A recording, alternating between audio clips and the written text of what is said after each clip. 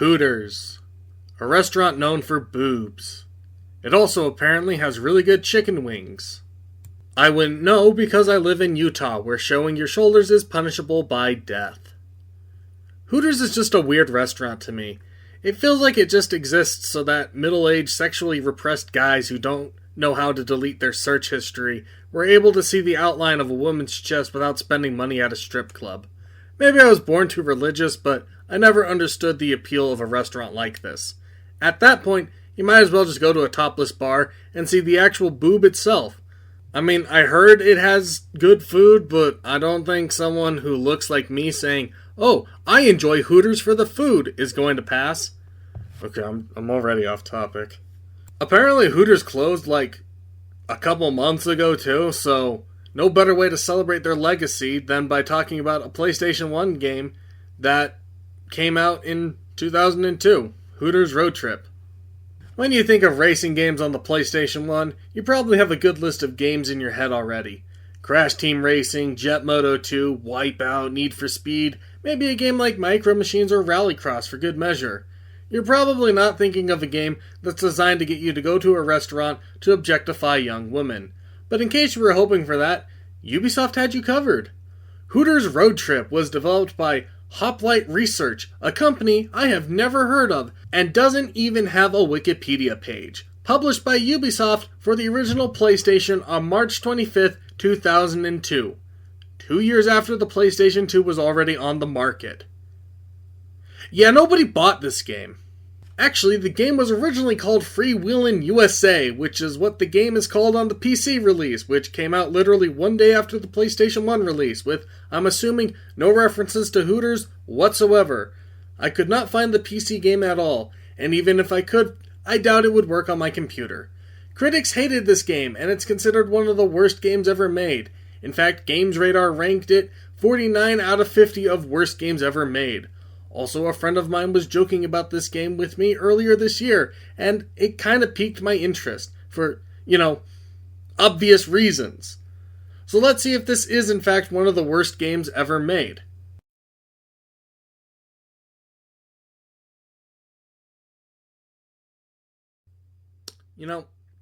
I kind of feel sorry for this woman. She's probably married, maybe has some grandkids by now. And she's going to be forever remembered as the girl from Hooters Road Trip to be in her underwear on the very first loading screen. What a legacy. So let's get the big stuff out of the way first. This being a Hooters game means you're going to see scantily clad girls. You'll see them on the loading screens, the menu after a race, and if you take first place. That's about it. They don't show up in the gameplay. There's honestly barely any, if any, Hooters references during the gameplay at all. And you don't even see the restaurants you're supposed to be racing to.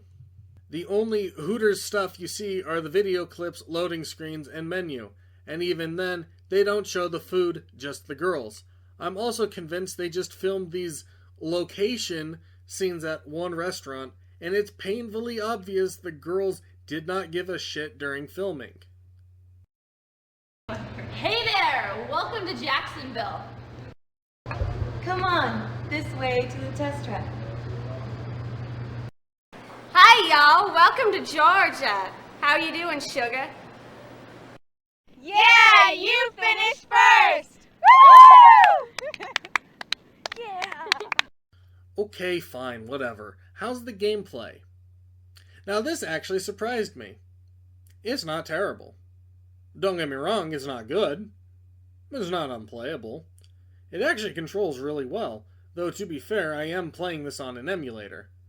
It doesn't control great, I wouldn't even say it controls good, it's incredibly sensitive, and I barely even have to move the analog stick to steer, but it's like fine. It's not unplayable, or too difficult. It's actually really easy. If I have to say it, driving feels fine in this game. It just feels okay. Like, there's not much more to say. There are way worse PS1 racing games out there. But I don't think they're quite as boring as this one. I don't think this is the worst game ever made, but it is 100% the most boring game ever made. Let's talk about the gameplay. The game's races are called road trips. Each road trip has a set number of levels for you to complete. The first road trip is only 2 levels. Now, the game didn't explain this, so I thought my game bugged after I won the second level and was back at the main menu. This is the worst part about the game. You have to replay the same race every road trip for some reason. I guess to pad out the runtime or something, but I did not like this at all. Replaying a level wouldn't be bad if there was actually a challenge to the race.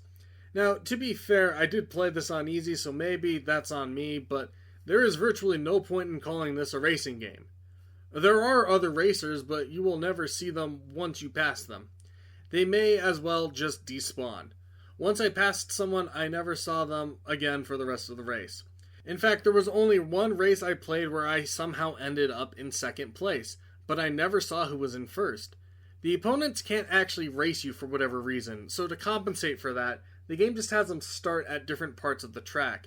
So I'm assuming in this race, the guy just spawned somewhere super far ahead of me that I would never in a million years be able to catch up to him.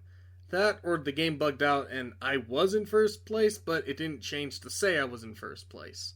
There's also traffic that drives with you. Why? I don't know. They don't really do anything except serve as something you need to weave between. Sometimes they drive in the other lane, and they might try to cut you off, but I think that was just random chance. If you crash into them, they don't care. Nothing happens when you crash into anything. You lose some speed, and that's it. There's no damage, no destruction, and no real physics. Okay, now I'm kind of starting to see why this is considered the worst game ever made. There's really not much to say positive-wise. It works. There is potential for a good racing game here. They have like 50% of the work done to make a good game, so just do the other 50% and make it a good game.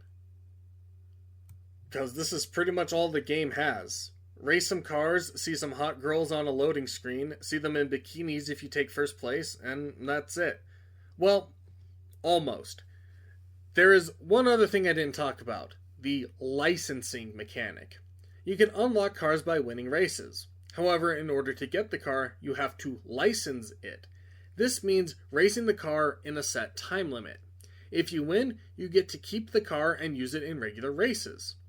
This is the most in-depth mechanic of the game, and to its credit, it's an actual mechanic in game mode. It's not really fun, but it's a mechanic nonetheless. Weirdly, it actually adds replayability. I don't know why you'd want to replay this, but you can. There is stuff to grind and unlock, which is weird. Other than that, that's about it. The Hooters girls are barely a thing. They don't care about being in the game.